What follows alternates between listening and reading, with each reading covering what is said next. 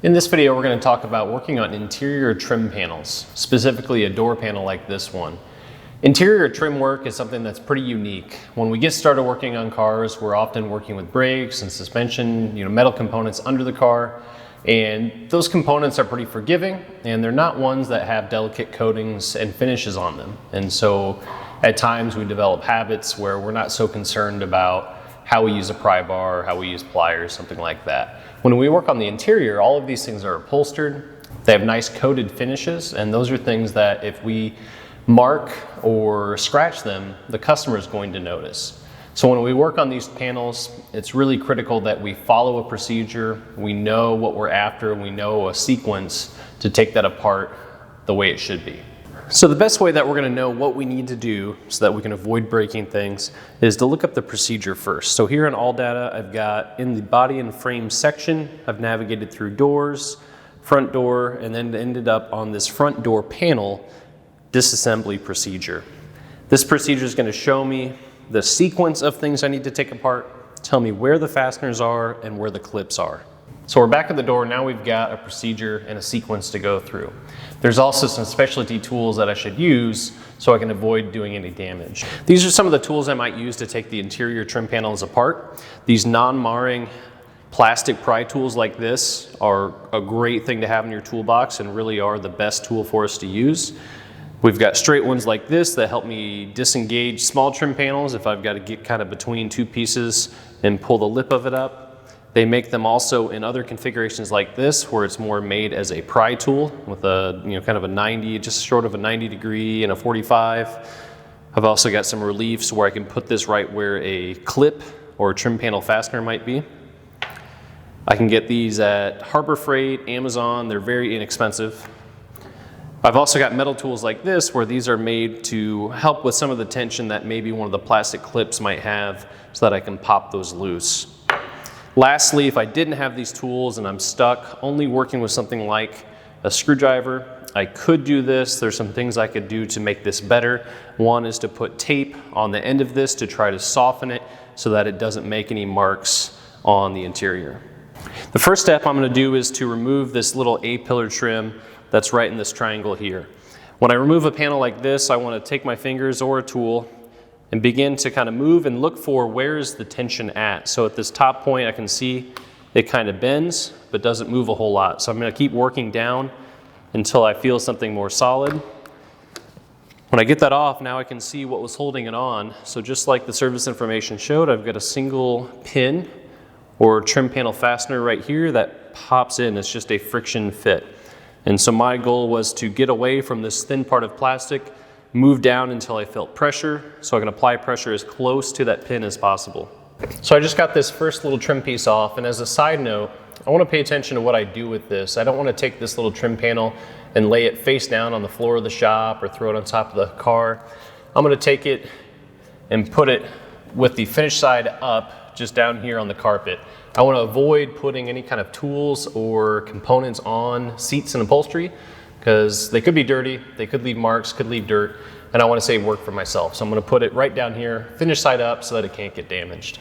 My next step is going to be to remove the cover for this pull handle. So this pull handle is actually two pieces. This frontmost part is going to pop off. And so I'm going to look for a place where that might release. And if I can't get my fingers behind it, I could use one of these tools here. Anytime I use a pry tool, I want to try to start in a location that's not obvious to the customer so that if I do leave a mark, hopefully it's at least somewhat hidden. So going right here at this top part and prying away is not the best idea. So I'm going to start first by going here to the base of it and just wiggling my tool there. I can apply a little pressure, and again, I'm looking for how's it going to come off, slow inputs and small amounts of pressure. There are a little couple pops, and the whole thing is off. Once we've got this off, we can see how they've got this fastened. So here on the inside, I've got 3 indentations or protrusions that meet these indentations on the handle. And so those 6 around the perimeter, along with 2 at the top and 2 at the bottom, we're holding this on. With that cover removed, now I can see service information pointed to 2 screws. I've got one here at the top, one at the bottom. These are just Phillips screws, so I'm going to take my screwdriver and remove those. Sometimes those screws will get stuck in the panel, so rather than have them fall out later, I'll take a magnet and pull it out.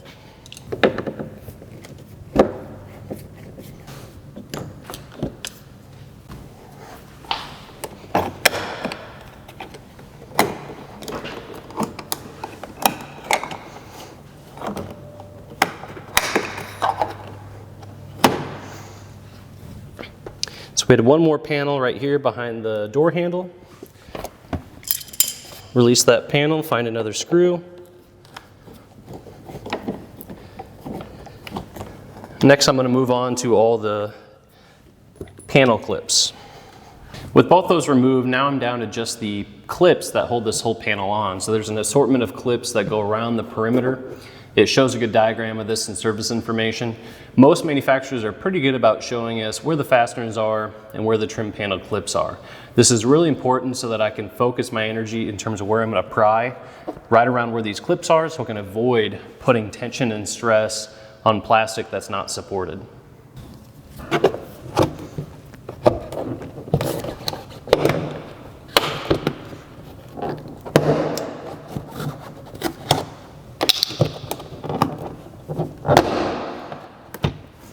So there I used my pry tool to release one of the clips, and then found it easy enough to get my fingers behind here and release the others. So once I get one loose, I like to go around and put my hands together like this, go until I see tension or feel tension, and continue to release the remaining clips.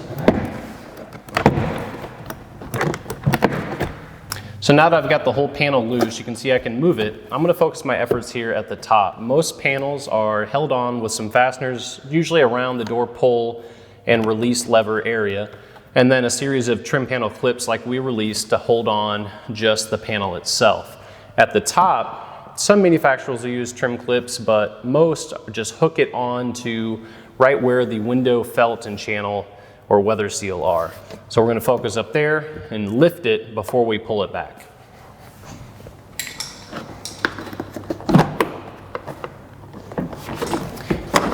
Once I've got the door panel off like this and loose, I've got to pay attention to what else is connected. So on this particular one, I've got to fish my door release mechanism through and leave that with the door. And then depending on the arrangement of the panel, I'm generally going to have some kind of window switch, electrical connection that I've got to disconnect. And depending on where the speaker's at, the speaker and maybe a puddle light may be into this connection as well. So when you've got the whole panel off like this, similar to the little pieces we talked about, be mindful about where we put this. We don't want to set it down like this. We're really concerned about keeping this finished side nice. So regardless of where you decide to put it, be thinking about that. The other stuff we're going to look for when this is off is the condition of all the panel clips within the panel itself. These clips can easily become dislodged from the panel, and sometimes they get stuck in the door frame, so you have to reset them or replace them. With my panel off, I can do whatever work brought me here. One note, when I'm looking at these, we mentioned the clips. I always want to check the frame here, make sure there's no clips left stuck in here, because that's going to make it really difficult to put that door panel back on well.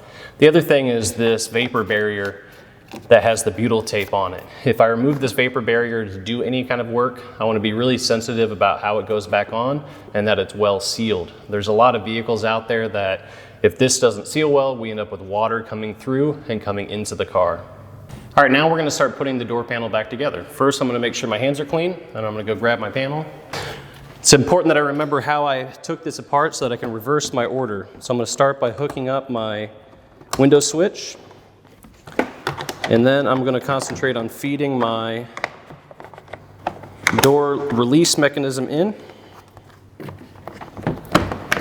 and hooking the top.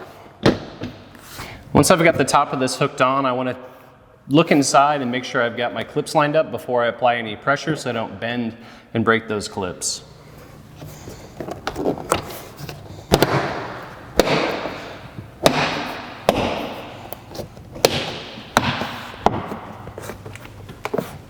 Go back around one more time, make sure I got all my clips engaged, and give a little pull on the door and just look for any loose areas. Again, make sure that I've got all those clips set.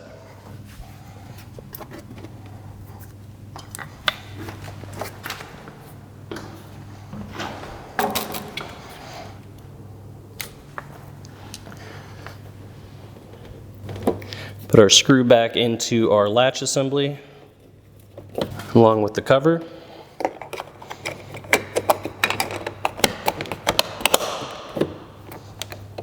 And then my screws for my door handle pull. And put my cover back on. Make sure I've got a good fit. And last part, my little A-pillar cover. My final step, I'm going to take some glass cleaner and make sure I didn't leave any fingerprints or dirt behind.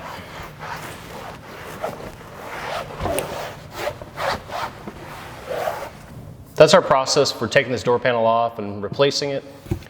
Remember, go slow, take your time, make sure you look for where fasteners are at, where trim clips are at, so that we avoid breaking things.